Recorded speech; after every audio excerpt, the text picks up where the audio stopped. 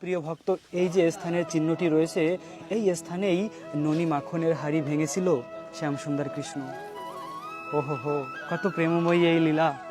এই যে রাস্তায় গিয়েছে, এখান থেকে একজনই যাওয়া যায়, দুজন যেতে পারবে না।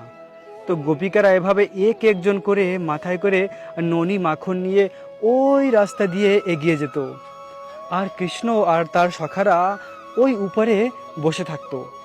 আর যখন গোপিকারা ননী মাখন নিয়ে আসতো, তখন শ্যামসুন্দর কৃষ্ণ এভাবে ননী মাখনের হাড়ি ভেঙে দিত। এ হলো শ্যামসুন্দর কৃষ্ণের হাতের চিহ্ন। দেখুন প্রিয় ভক্ত, সেই ৫,০০০ বছর পুরানো ভগবান কৃষ্ণের হাতের চিহ্ন এখন রয়েছে। দেখুন এই চিন্ময় দর্শন, একবার ভেবে দেখুন, ভগবান কৃষ্ণ তার হাতের চিহ্ন আমাদের জন্য রেখে গিয়েছে। আহা হা হা, হে কৃষ্ণ কান্না।